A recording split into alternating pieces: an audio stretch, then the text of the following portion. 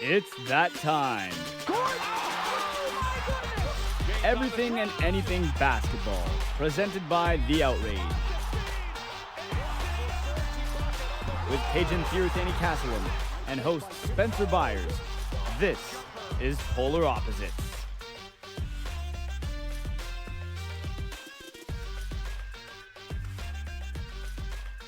Welcome, everyone, back to Polar Opposites. We're a little bit later on the Monday episode, but the Tuesday episode is here. Spencer Byers, Kajan Castle.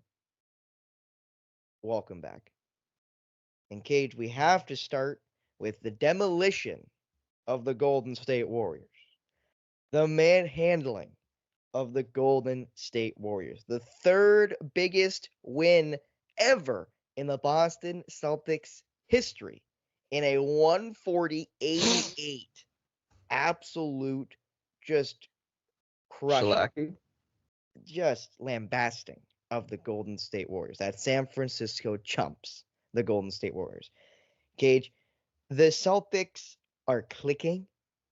The East is basically a one-dog race. It's been a one-dog race with the Bucks floundering with Doc Rivers, with the Cavs having all the injuries, the Sixers losing Embiid. No one else has been able to keep up with the Celtics. They're on, I believe it is like an 11-game heater. They are an 11-game winning streak with the big win over the Golden State Warriors. Their third biggest ever in their history. The only blowouts that were bigger were a 133-77 win over Chicago back in 2018 and a 128-75 win over Sacramento back in 2022. So the Celtics continuing to improve, you'd say, on a very good regular season, Cage. The Celtics have been, you'd say, the cream of the crop of the NBA, in the East especially. And this is a statement win. And yeah, we can say the Warriors have had a bad year, which they have. They're 10th right now in the West. They do have a winning record of above 500, but still, they're not where they want to be. But still, it's a big win against a team that's been trying to move their way up the Western Conference. And again, not just a big win. It's a monumental win. Like, it's a statement win, if you will, Cage. And I know we can talk about doesn't mean anything in the playoffs. I know that's going to be your argument, but still, Cage, I think it's a massive confidence boost for the Celtics. I mean, it is. And the Warriors are being disrespectful, sagging off on Jaylen Brown. I mean, damn, a better game plan would have been just for him to force him to dribble the ball, then he'll probably turn the ball over. At least with his left hand, at least with him going left too. Like, that would have been a better option than sagging off on him and not even him having to dribble. Okay, I'm not hearing this argument right now, Cage. He played 22 minutes. He had 29 points. He was 5 for 10 from 3, 11 from 19 from the field, above 50% from both 3 and the field.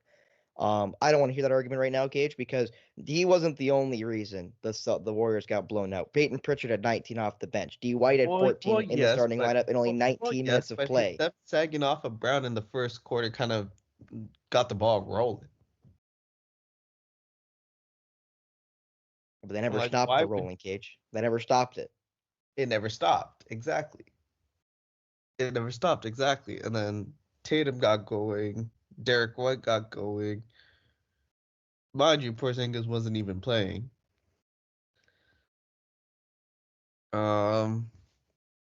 Obviously, you mentioned Pritchard and Hauser got going too. It was just an all-out, all-American barrage, all-out assault. There's an assault. Yeah, it was a murder. It's like, stop, he's already dead. They made sure the Golden State Warriors were coming back from that one. Because, Cage, I'll be honest, I couldn't watch this game because I was in the control room of the Owen Sound Attack game on Saturday. Or on Sunday, pardon me. On Sunday, because it was a Sunday afternoon game, which is why or a Sunday night game, which is why I'm a little confused. Sunday night? So, no. Was it a Sunday night? No, it was at 3:30. Cage, it was on the 2nd. Ain't the second Sunday? No, it was No, Saturday. it was on the 3rd. So it was on Sunday. See, it was on the Yeah. 3rd. So it was on Sunday night. No, because Cage, It I wasn't was on in the Sunday night. It control. was Sunday at 3:30 on ABC. Yeah, but I was at the attack game, so I didn't get a chance to look at scores till I was in the intermissions and stuff. Ah. So I couldn't see the game.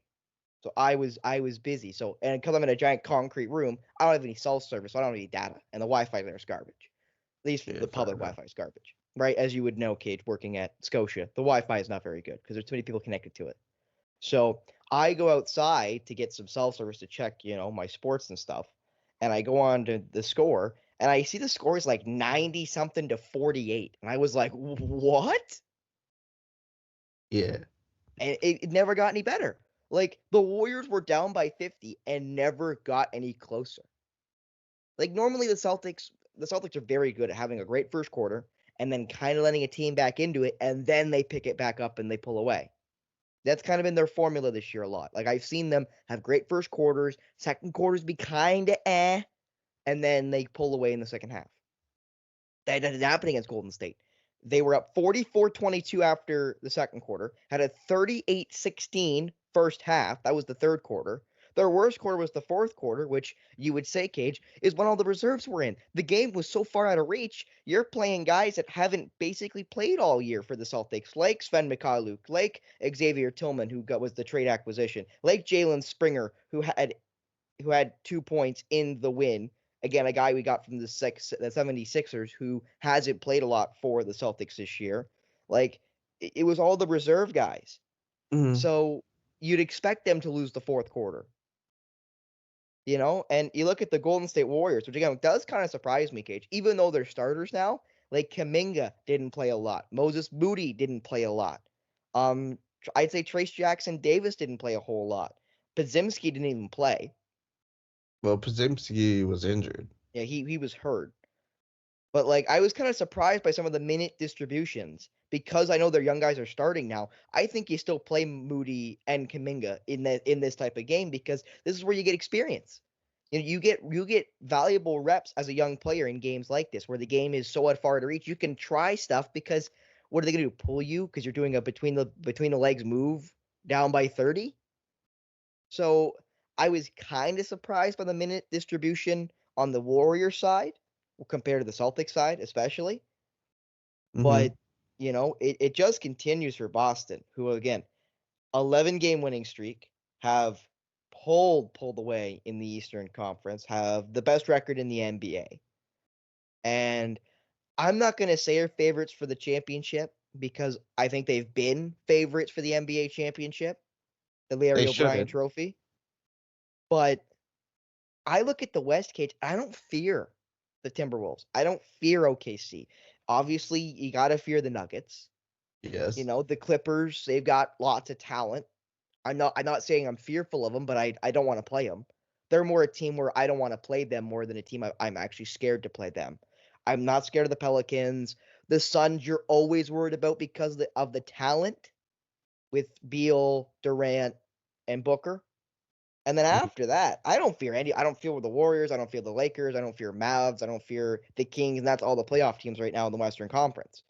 So like other than the Nuggets, because I know they won the championship last year, because I know they have that experience, I don't fear any team in the West. And I surely don't fear any team in the East, including the Miami Heat. Oh, I think that's where this season's gonna end at the hands of the Heat. I, I can't dispute that with the way their series have gone in recent memory. But I can say that I think Joe Mazzulla, who is a young coach, who is getting better, who is learning from his mistakes, and a younger team, because let's be honest, Jason Tatum is still a younger player, is becoming an older player now. Jaylen Brown, same thing. Kristaps is in that same ilk. Drew Holiday, true veteran. I think that's another big difference, Cages. No offense to Marcus Smart, but he's never won anything. Drew Holiday's won an NBA championship. Drew Holiday's been a part of great teams before. That's a veteran leadership role that the Celtics haven't had a lot of because no offense to Al Horford, has he won anything? Like other than at Florida back in college? winning the 2 straight national championships. I mean, that Like, is something. like he never won at the NBA level, did Al Horford. You'd say he underachieved with the Atlanta Hawks because of how many times they were the number 1 or number 2 seed in the East and never made it Yeah, as but they far were a as they fake thought. 1 seed. Come on now. Hmm? They're a fake 1 seed. But that doesn't make any difference, Cage. When you're the top dog in the regular season, you are expected to keep that going. Yeah, I know it's obviously hard, and sometimes, matchups make, playoffs. Matchup make fights, as we say in boxing. Mm-hmm. So, it's just for me, like, I can't dispel that Heat Celtics game right now because I haven't seen it. But I can say everybody else. I don't fear the Bucks. I don't fear the Cavs. I don't fear the Knicks. I don't fear the Sixers. I don't fear the Magic. I like the Magic. I don't fear them. I love the Pacers. I don't fear them. Like I don't look at any East team and think they can beat the Celtics. Yeah, obviously they could. When the Celtics don't have a good night and they have a good night, that obviously happens in a 7-game series. But I'm not sure there's a team in the East right now, other than maybe Miami, that could beat Boston in a 7-game series. And again, the only reason why we say Miami is because they've done it before. It's not because we think they could, it's because we've seen them do it. Mm-hmm. So, as a Celtics fan, I got a lot of confidence in this team. I've always had a lot of confidence in this team. And I'm not going to say a big win against the Warriors like this one is changing that. But it definitely, I think, is a big statement to all the other teams. Like, they know that this year is as good a chance as they're going to get to an NBA championship. And I think the additions of Porzingis, who didn't even play in this game, as you mentioned, and Drew Holiday have been the things they've needed. Mm-hmm. And I think that is the difference here, Cage, is if this was Marcus Smart and this was, a guy we love in Robert Williams, Time Lord, then I think this wouldn't be the same conversation we're having. But because of the additions of Porzingis and Drew Holiday, I think this is a different team with different leadership. And with Joe Mazzulla being another year into the job as one of the youngest head coaches in the NBA, if not the youngest head coach in the NBA, I have a lot of confidence that the Celtics can finally do it this year and get back to the NBA Finals and then see who comes out of that gauntlet in the West. Because you got to be honest, Cage, the West is going to be a dogfight, as it usually is. Mm-hmm. Because, I'll be honest, I love the OKC. They could lose in the first round because they Yeah. could get the Mavs or the Lakers or the Warriors. And any one of those 3 teams have veteran experience that know how to win in the playoffs. And that's worrying for a team that hasn't never done it before in OKC. Timberwolves, same thing. Playing Mm-hmm. one of those 3 teams. That's no offense to Sacramento, who's right now in the 7 spot.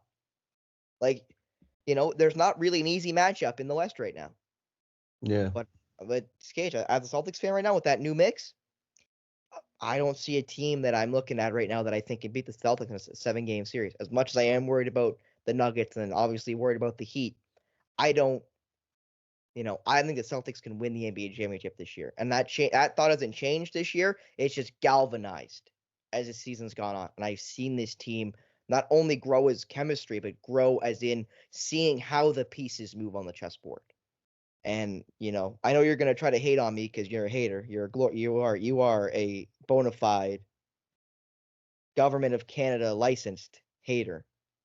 I don't know if I'm So, government of Canada licensed.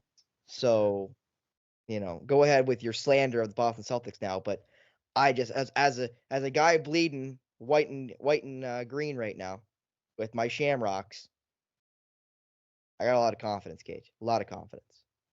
Well, as you pander on and on about your love of the Celtics, I'm gonna have to humble you right here. Um, Told you guys, you got out his haterade. you mentioned the Miami Heat. You you are right. Joe Mazzulla is a year older, more seasoned, but you're still going up against Eric Spoelstra. And if there's one thing I've learned about the Miami Heat, or a lot of people have learned about the Miami Heat, is when the playoffs come, they're a different when they're a different animal. Just like how Jimmy Butler views the regular season versus the playoffs. You know that video game meme in which like you're like casually playing a video game, and then when the fourth quarter comes on, like you're leaned forward into the TV and you take it personal. That's what the Heat are and Jimmy Butler is during the playoffs. So there's that.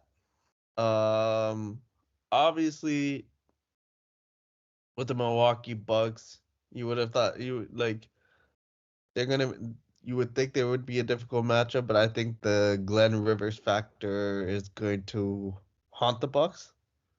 I'll be honest, Cage, as a Celtics fan, Adrian Griffin as the coach was a different answer because he is a rookie head coach, and Adrian Griffin was a rookie head coach, I should say. And Yeah. because of that, you don't know what they're going to do. Right? Like there is an element of, of trying to think of the word I'm trying to use here. Surprise? Yeah, surprise. There's a new wrinkle, if you will, in that because of him not having that experience before. We know what Doc Rivers does. We know the choke history of every team he's been with, including Boston after he won the 08 championship, and before that with Orlando.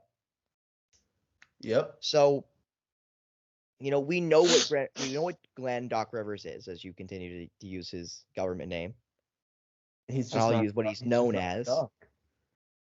But I think I agree with you, Cage. I think the Bucks are less scary with Doc Rivers than they were with Adrian Griffin. And I think that's an unequivocal truth because they've been worse with Doc Rivers than they were with Adrian Griffin if you just look at records. Mm-hmm. Yeah, exactly.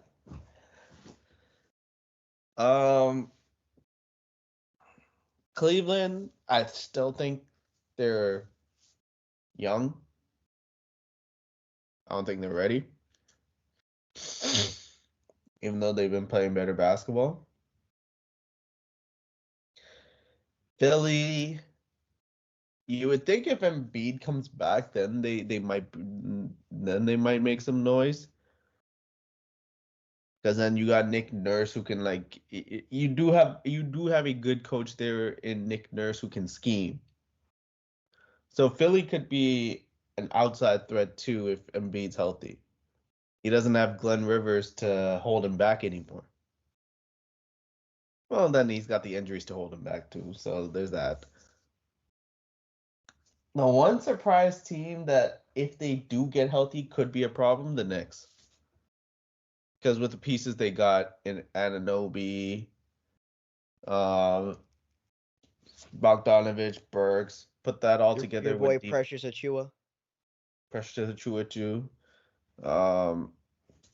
Put that together with the Villanova connection of Hart, DiVincenzo, Brunson, then Randall when he comes back, and then maybe even Mitchell Robinson coming back too.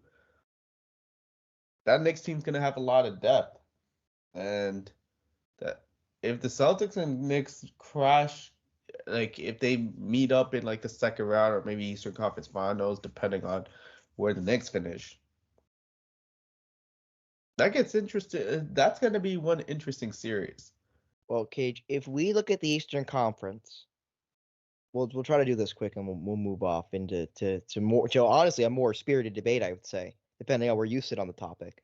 But the Mhm. Eastern Conference right now, if we just said screw the play-in, 8 through 1, who's playing in the first round? It's the Celtics versus the Pacers in the first round, which would be a sick first round. The Pacers are going to get rolled because they can't play defense, but that would be a sick first round series. I would watch every game that I could of Pacers versus Celtics in the first round. Heat versus Bucks in the first round. That is just a recipe for the Bucks to get upset again. Orlando versus Cleveland in the first round. That's another fun series, but I think Cleveland would probably get rid of the young Magic in probably 5 or 6. And then it would be Knicks versus Sixers in the first round.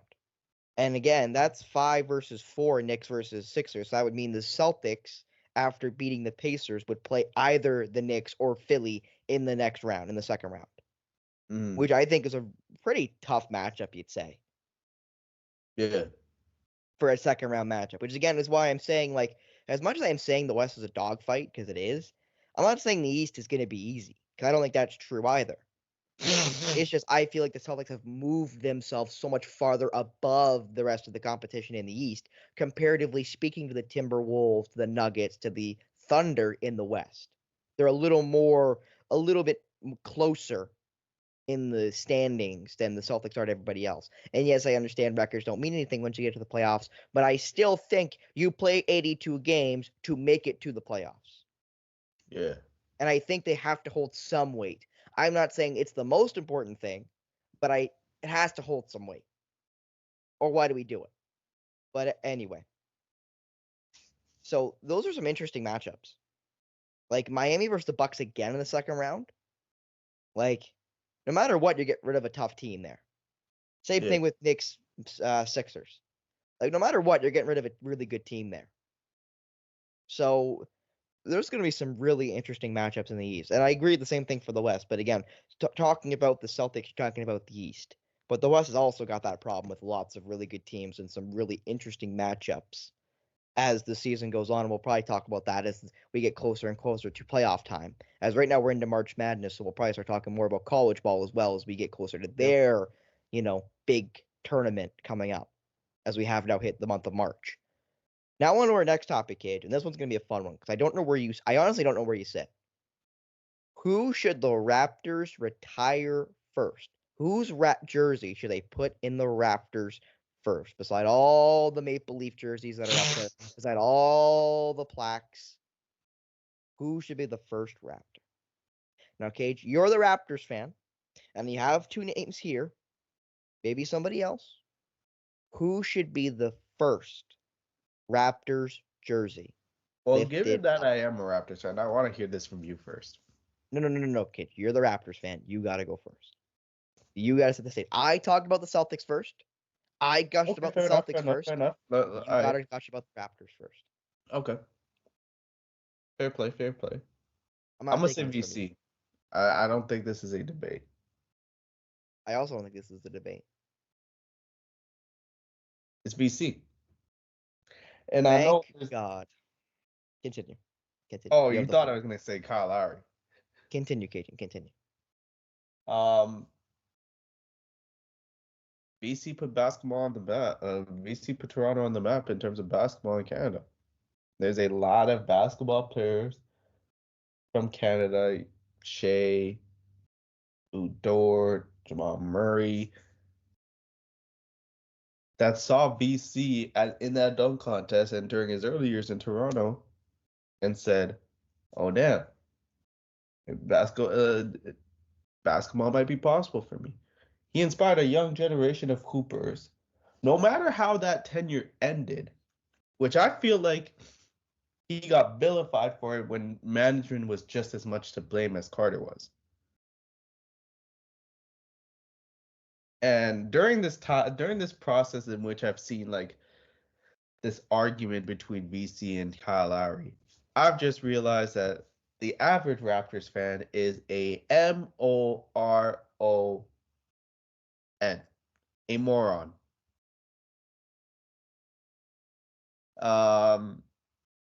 They stupido.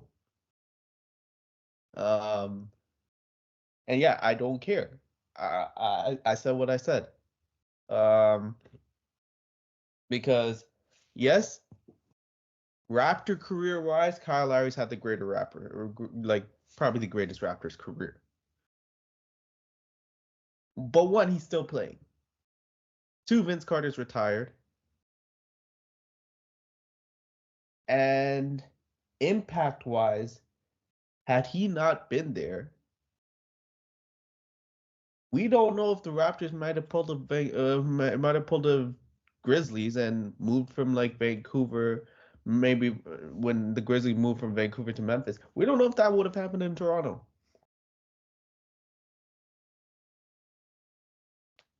He changed basketball in Canada. He put Toronto on the map. That can't be ignored to me. So I say retire 15 first. Well, I'm happy we both agree that it should be Vince Carter. I'm happy to hear you're not just going to go with the idea of recency bias and say it's Kyle Lowry, because it isn't. Now this is going to be an unpopular opinion, Cage. I know you're going to argue with me on this one, so this is where the debate will start. Because you and I both agree, Vince Carter has to be the first Raptor retired, because that's who he is known as. We know him as a Raptor. Yeah, he played for the Nets. Yeah, he played for the Hawks. Yeah, he played for the Mavs. Yeah, he played for a bunch of other teams. We know him as a Raptor. He put the dunk contest on the map as a Raptor. He put the Raptors on the map as playing in Toronto. He opened clubs in Toronto, in Toronto. It's Vince Carter. It's always going to be Vince Carter. That's whose jersey should be put in the Raptors first, beside all the Leaf greats that played for them 60 years ago, because the Leafs suck now. Anyway. Oh, Matt Sundin is debatable. Anyway. I don't necessarily believe that Kyle Lowry's jersey should be retired by the Toronto Raptors. I'm just not in that camp. And that's me, Cage. And I know this is where we're gonna have the argument, because I'm not a big Kyle Lowry fan. I'm not. I don't think he ever was the best player on the Raptors at any given point. And yeah, he was a part of the championship team, but Kawhi Leonard was way more the reason the Raptors won than Kyle Lowry was. So I'm not exactly in the camp that Kyle Lowry should have his jersey retired ever by the Toronto Raptors. Yeah, he should have a night where you commemorate the championship team, and yeah, I understand it. And he'll retire a Raptor. You know, we all know when he does decide to hang up his shoes, it'll be on a 1-day contract with the Toronto Raptors. But I'm just not in that camp. And I'm not a Raptors fan, so I know my opinion don't matter. Well, it definitely doesn't after that freezing cold take. Like, damn. Well, Cage, how am I wrong? He was never the best player on the Toronto Raptors. He was not the true driving force of why he won the championship. But he's had the greatest Raptors career. Yeah, but that's because of Kawhi Leonard. Good for him. You ran off the coattails of the best player to ever play for the Toronto Raptors. Good for you. Happy for you. It doesn't make any sense. You don't see what's his name? You don't see trying to think.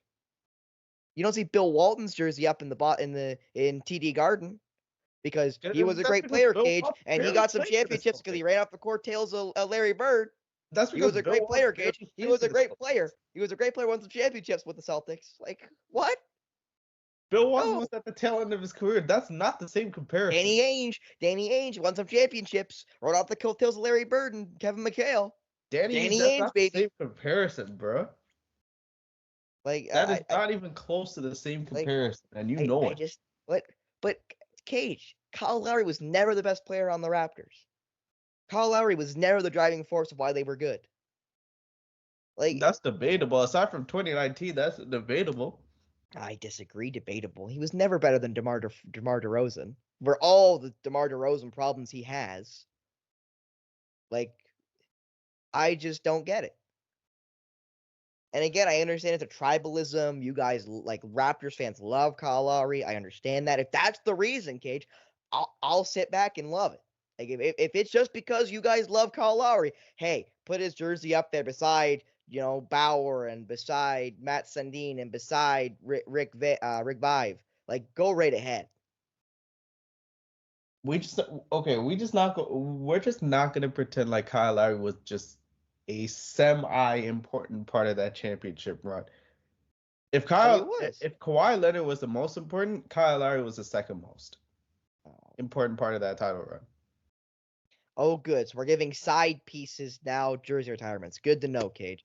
Good to know we're giving the French fries the Raptor, not the steak, not the prime rib. We're giving the fries the jersey retirement. We're giving the mushrooms the jersey retirement. That's good to know, Cage. I didn't know we were doing that.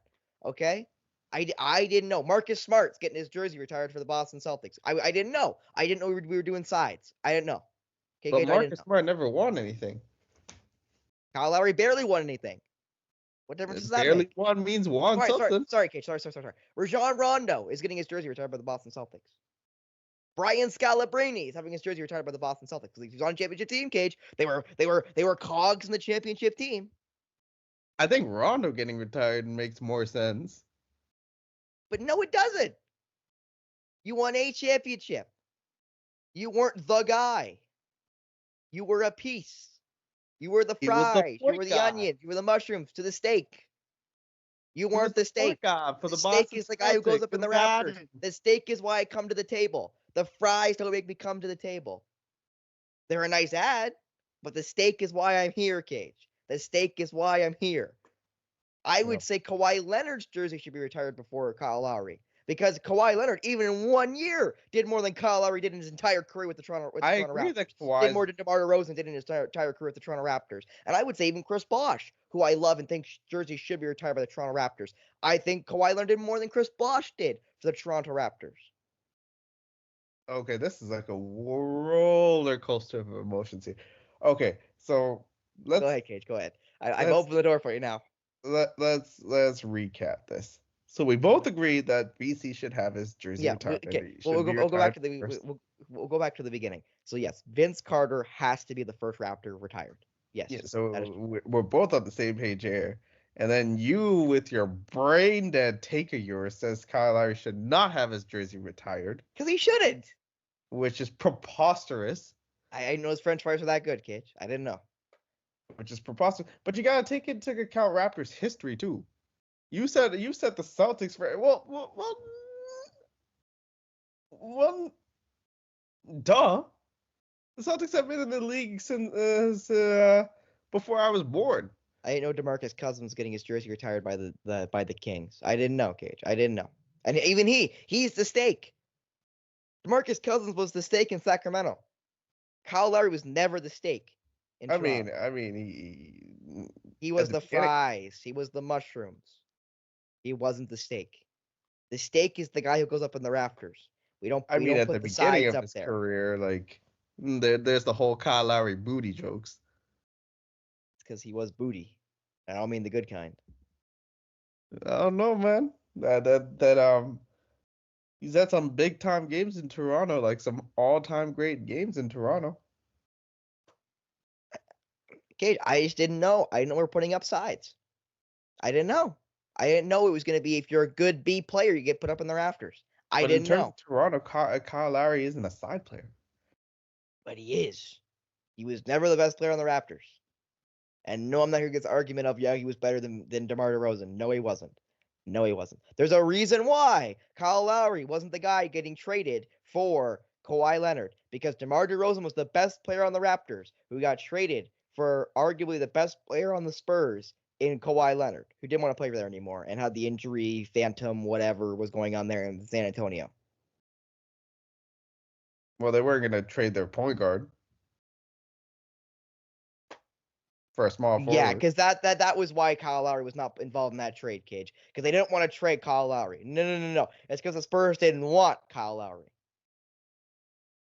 Yeah, they could. They would have been better. Straight here. Let's get the story straight. Anyway, Cage. It would have been better off. You think Fry should be put in the rafters? I think we should keep the club secluded to guys that were the guy on the team. You want everybody to be on the team. You want the whole championship team to be put up there. You want Jeremy Lin's jersey retired by the Raptors. I understand. Okay, I get it. He played on the floor. You got a ring. You know, hey, I'm happy for you, kids. You know, you retire a whole team. There's three guys that I'd want their jersey retired when all is said and done. VC, Kyle, Kawhi. Not even Bosh? You got to put Dino Nuggets up there. Dino Nuggets? Dinosaur? Yeah, with his long neck. You gotta put Chris Bosh up there. I would think. He has the numbers. But whatever, kids. You want to put side dishes up there, I'll let you. You're a Raptors fan. I'm a Celtics fan. We put up steaks up there. We put up Kevin McHale. We put up Bob Cousy. We put up Larry Bird. We put up Bill Russell. We put up steaks. We don't put up fries. You guys do. Those players have been there before, retired before I was even born. So I'm not trying to hear this. I don't know what to tell you, Cage. I don't know what to tell you. Paul Pierce. There you go. Paul Pierce. Steak. He's lost his mind ever since. Huh? He's lost his mind ever since. I'm not arguing that fact. I'm just saying, he was the stake, and he's the reason why his jersey's up in the Raptors. I'm pretty sure it is. I know KG's is now up there. And again, KG is a stake. KG gets his jersey up there. He was no fries. Kyle Lowry's fries. Good fries. I wouldn't say the best fries, but the good fries. But he's still fries. They're good to nibble at, Cage. They're good to nibble at, but you're not why you're coming to the table. Hey man, when all is said and done, Lowry's jersey will be hung up in the Raptors. Yeah, as the great Larry Bird once said about when they had his jersey retirement, talking about if they should have invited Bill Laimbeer and said, "Well, hang up there with the jersey. As long as you're hanging up Kyle Lowry with his jersey, I'll let you. If you leave Kyle Lowry up there, I'll let you." Bruh. But we'll move off of the Raptors retirement jerseys, but I'll make sure I finish with, we agree Vince Carter should be the first Raptors jersey retirement. That should be the first guy getting a jersey put up at Scotiabank Arena. It should be Vince Carter. Yep. Period. I mean, you can argue who comes second, but as Ricky Bobby said, Cage, if you ain't first, you're last. So now moving on to some injuries going on across the NBA. Probably should have ended with that. I didn't know we were going to get that spirited, but I didn't know you were going to pick Vince Carter, so I didn't know how bad I was going to have to argue against Kyle Lowry, because I still think that's a brain dead pick, putting Kyle Lowry over Vince Carter. That's brain dead. Talk about me being brain dead, trying to put fries up there in the Raptors. Putting Kyle Lowry over Vince Carter is brain dead. Anyway. Thankfully you didn't, and thankfully it didn't get to that point. Thankfully it didn't get to that point. But some injuries going around the NBA. Russell Westbrook having hand surgery. He hopes to get back for the playoffs. Scotty Barnes, hand surgery. He'll be lucky if he plays again this year, because the Raptors suck and are missing the playoffs this year. Devin Booker back injured with the ankle sprain, 7 to 10 days is allegedly how long he'll be out for. We'll see if that rings true. But those are some pretty big injuries. So some, two pretty good teams and one pretty not good team, Cage. But 3 pretty good players. The three really good players. And I'll start with the Raptors again, Cage, because again, you are a resident Raptors fan. Without Scotty Barnes, now the Raptors season, you'd say it's been over. Yeah, been over from time. But they are only 3.5 games out of the 10 spot for the play-in. Oh, wait, they're only 3.5 games back of Atlanta. Yeah. But you'd say without Scotty Barnes, the season is over. Like, it is officially over. You would say so, but Atlanta's also without Trae Young. That might, but we've talked about that on the pod before, kids. That might help them, not hurt them. Yeah, fair enough. Yeah. Lose as many games as you can. Keep that draft pick.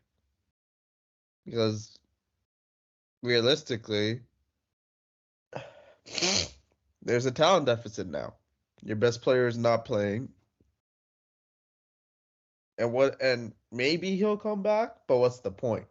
What's the point at this point? What is the point of bringing him back? Unless they somehow go on a heater, I don't like. His season's pretty much done, but a heck of a season. Improved his stats across the board, and come next season, there's going to be a clear hierarchy. There won't be as much confusion, like how there was at the beginning of the season with OG and Pascal there, and then Schroeder. Scotty gonna be the top dog there.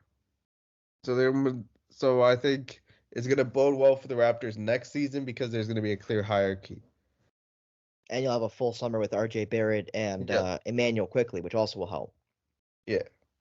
And obviously, as you mentioned, a top draft pick, you hopefully hope in the lottery to get another really good difference maker. As much as people are not talking about this draft as a top tier NBA draft, it's still going to have some guys that you can have good role, if not starting, if not star players that are drafted in the lottery. He's going to pick the right guy. But, I will think we will skip over the Booker and Russell Westbrook injuries, because both those teams, are what they are. Like Clippers in fourth, Suns in 6th in the Western Conference, and again that gridlocked Western Conference. But Cages, you had another topic to the doc, which we may leave for a minute because we do have a couple other things we got to hit. Yep. We will quickly move on to what you always love to do, Cage. Sports betting has risen in popularity, and I want to connect you with all the with an opportunity to get started or get ahead. Having multiple sportsbook accounts is the most simple way to maximize your profits, and there's never been a better time than sign up than right now.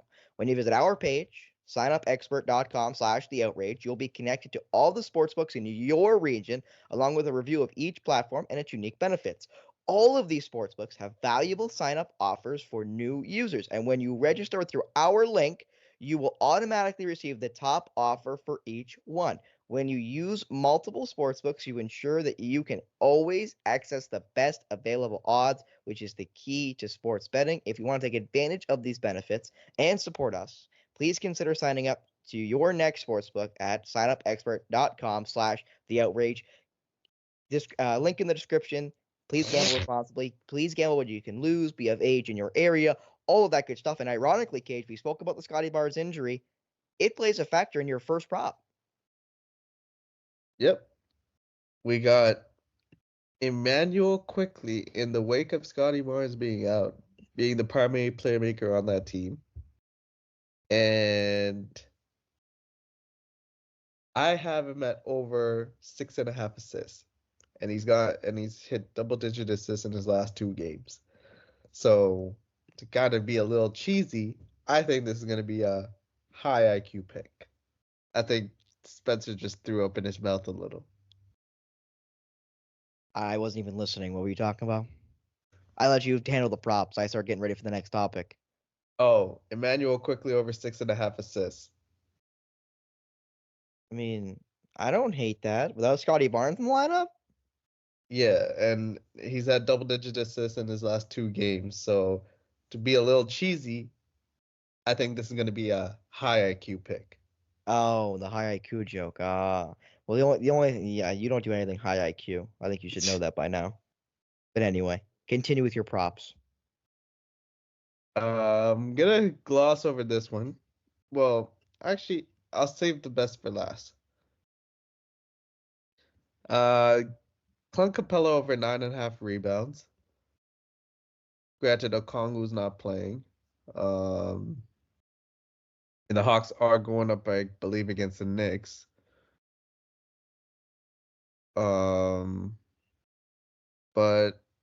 that game might be a little bit closer than people might think, with depending on if Brunson plays or not. Well, yeah, Brunson did get hurt, but avoided a serious injury.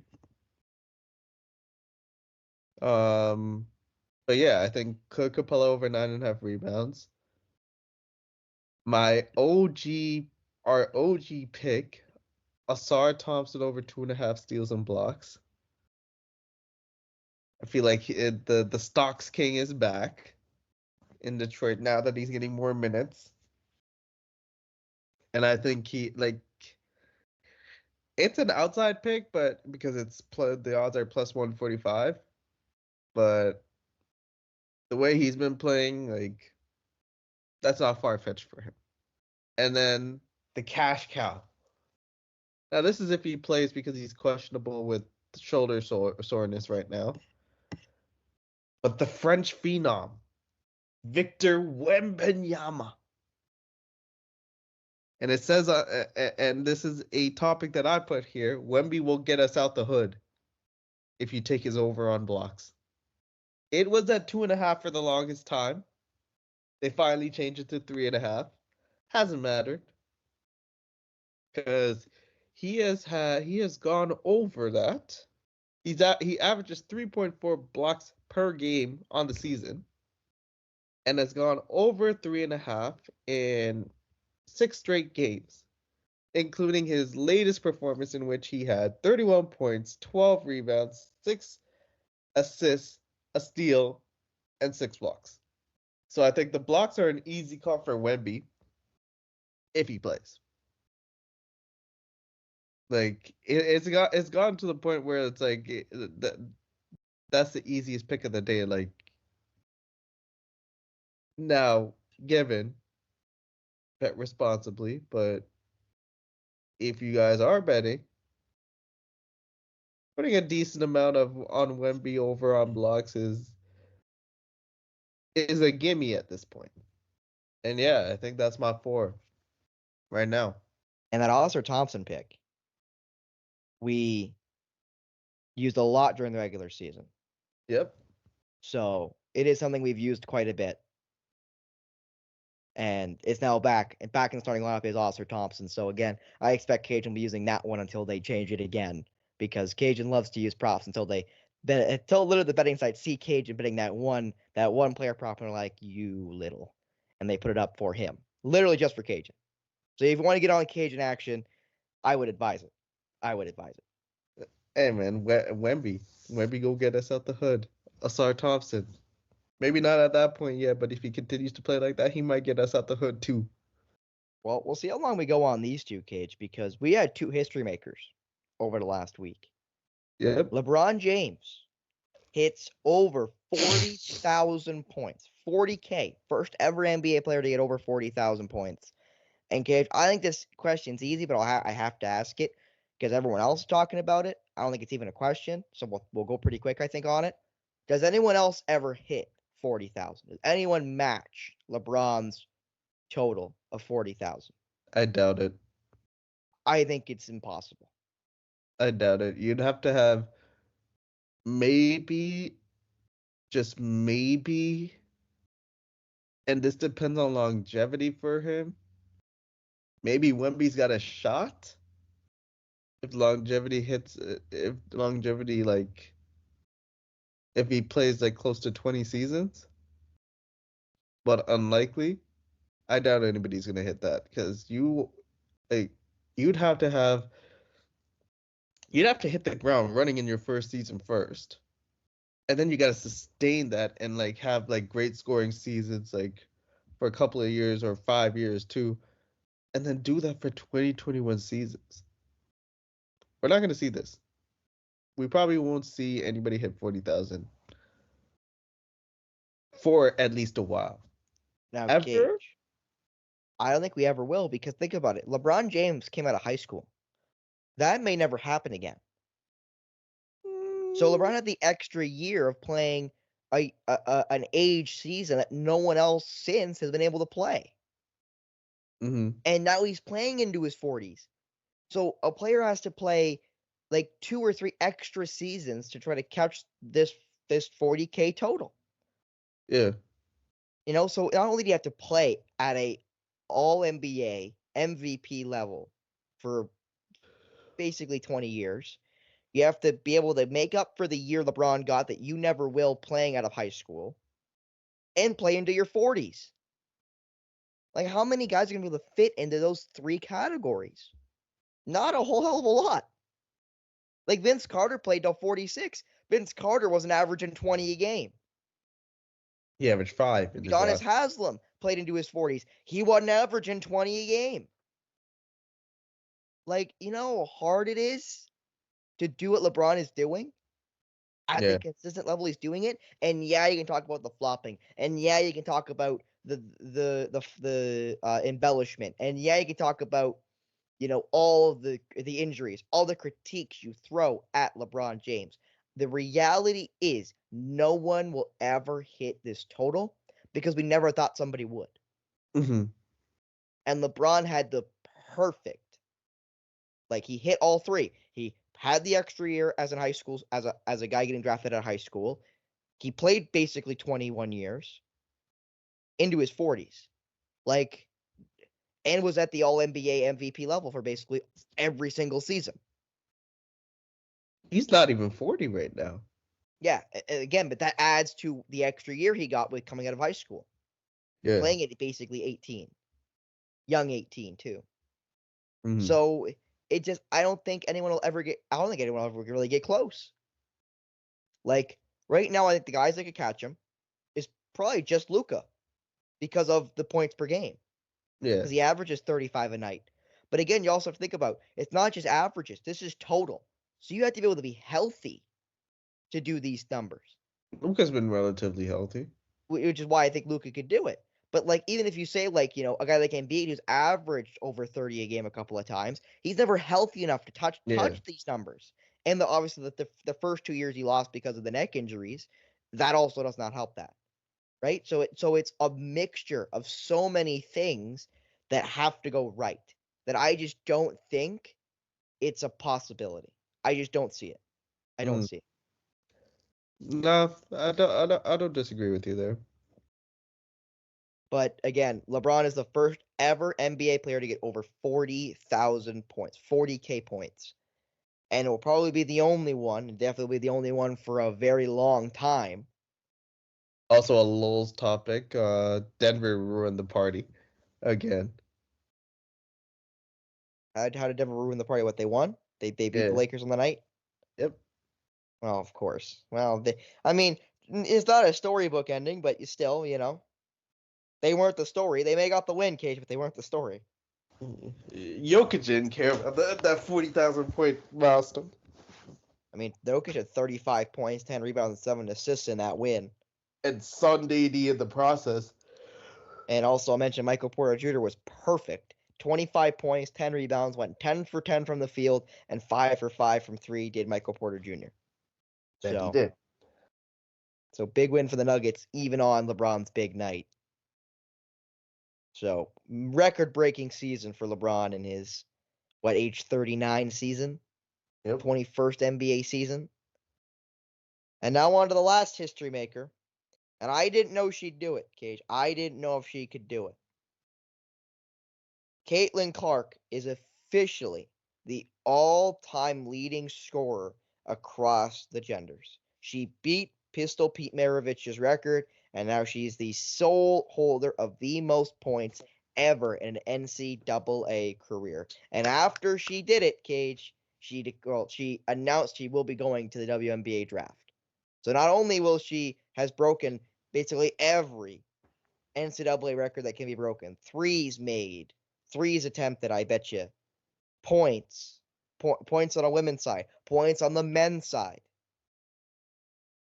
Mm-hmm. She stands alone in her college career at Iowa, and it's going to be capped off by being drafted first overall in the WNBA draft. Yep.